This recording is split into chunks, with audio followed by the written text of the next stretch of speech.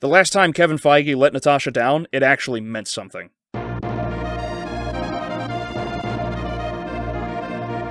Black Widow finally gets her standalone adventure in which her past catches up with her. Taking place immediately after the events of Civil War, Natasha is in hiding from Lieutenant Ross when she receives a package from her estranged sister, Yelena. The two reunite after a fight scene more forced than half of Mortal Kombat 9 and set out to bring down the hilariously named Red Room and its overlord, Dreykov. Now we finally get to answer two large questions. Firstly, is this the respectful send-off Natasha deserved? Second, does Marvel still got it? Let us begin. I'm going to do something a little different here. I won't go into detail over all the other subjects like action, effects, etc. I want to focus on the characters alone to relate my thoughts within this short time span until a later date. Just know that everything else is awful. Let's start with the mother, Melina. Melina is the director of the Red Room program, which kidnaps young girls from all around the world. Of the 20 brought in at a time, 19 will die. After Natasha escaped and joined S.H.I.E.L.D., Melina was tasked with preventing other widows from escaping. She creates a mind control chemical that binds all remaining widows' wills to Dreykov and even prevents them from harming him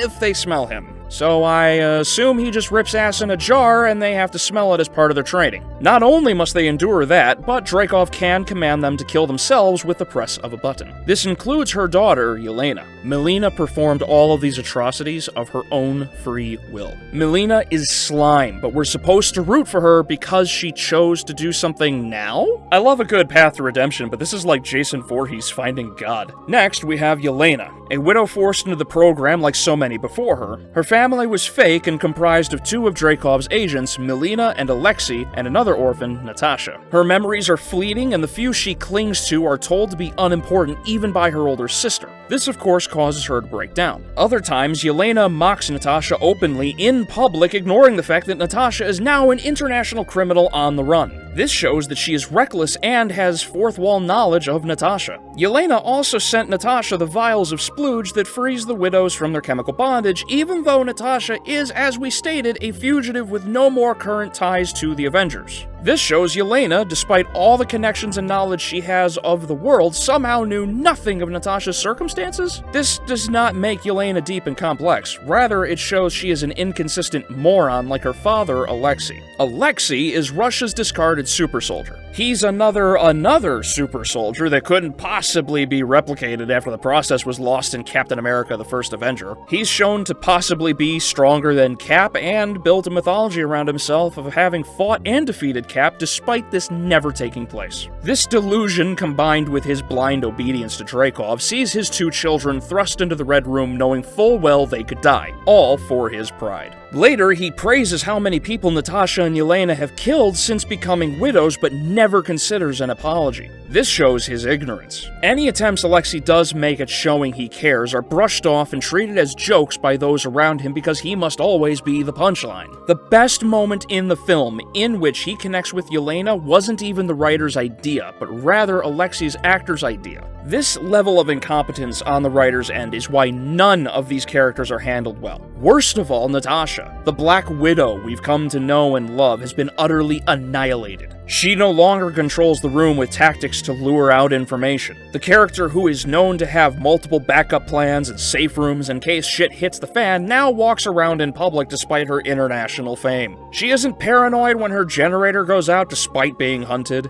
She doesn't check her mail despite being on the run. Natasha no longer cares about family until the end when it suddenly does. Natasha, who was once an intelligent and manipulative femme fatale, is nothing more than a side character used to introduce her replacement. On top of this, she should have died numerous times, but gets away because of plot armor on par with the Winchesters from Supernatural. This is not the Natasha we know. This is a cheap imitation from writers and a director who know nothing of the MCU beyond cliff notes and had no interest in adding to such a rich universe or give to the fans. I asked two major questions before, and the answer is that Marvel absolutely failed. It's been a long time since I saw Black Panther or Captain Marvel, and I often harp on how awful those two are, but Black Widow genuinely challenges both as the worst worst film in the MCU ever. The characters are awful, and Task Manager is possibly the worst villain out there next to Glitterface from Doctor Strange. The action is astonishingly bad, with so many jump cuts it looks like Liam Neeson hopping a fence. The set compositing is so bad they look inferior to the Star Wars prequel trilogy. The plot adds nothing to the overall MCU, is more illogical than most of the DCEU, and even crushes some of the hardest-hitting, character-defining moments in Natasha's past into disenchantment-level quality jokes. Well, there you have it.